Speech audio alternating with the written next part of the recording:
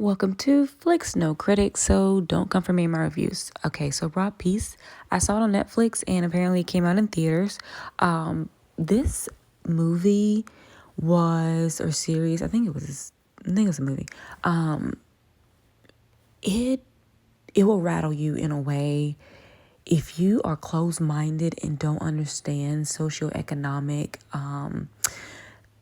developments and how it plays a part in people's lives, then you're not going to understand the movie. You're just going to be upset for the wrong reason. This movie definitely brought me back to my sociology class and how there's a pillar for every type of individual.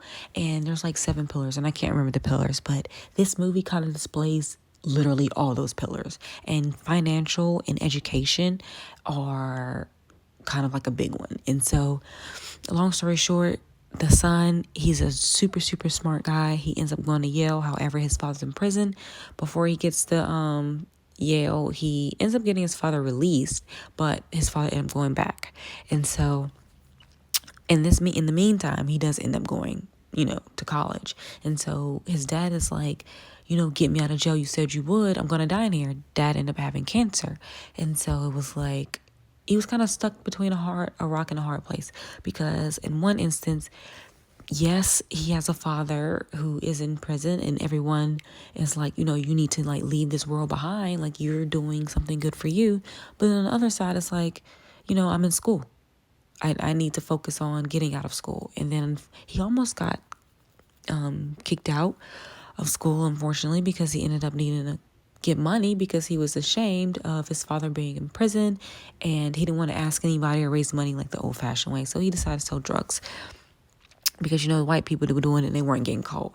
Unfortunately, he should have known a little bit better, but he was black, and then in the end, he ended up almost to get caught. And so he had like a way to go to grad school with the recommendations, but they ended up rescinding that, or like his professor ended up taking it back and was like, I can't write it because you got in trouble, but we're not going to kick you out of school. And so his mom, Monet, well, her name's not Monet in this, but if you know, you know. Monet, she made the executive decision and was like, I'm not going to tell you that your father's innocent or your father's guilty. I want you to keep on that little fact that your father's guilty, because I need you to be better for yourself. And I need you to, not care as much as what's going on back here, but you need to take steps towards your future. And so his girlfriend was trying to tell him the same thing. Unfortunately, he ended up meeting his demise because he ended up selling drugs again, because he was a real estate agent and the housing market crashed, and the people who invested in with him, they lost a lot of money. So he was really doing a good thing and trying to get them their money back, but in the wrong way.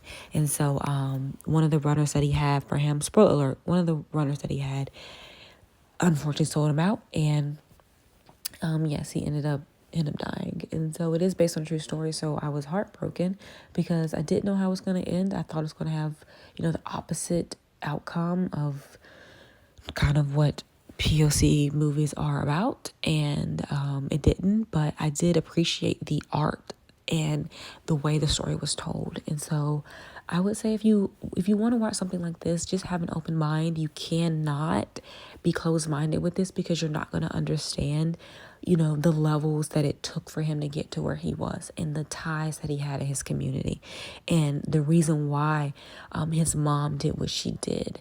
And so I would just say, if you like stuff like this, then, give it a chance. If you have any questions, let me know.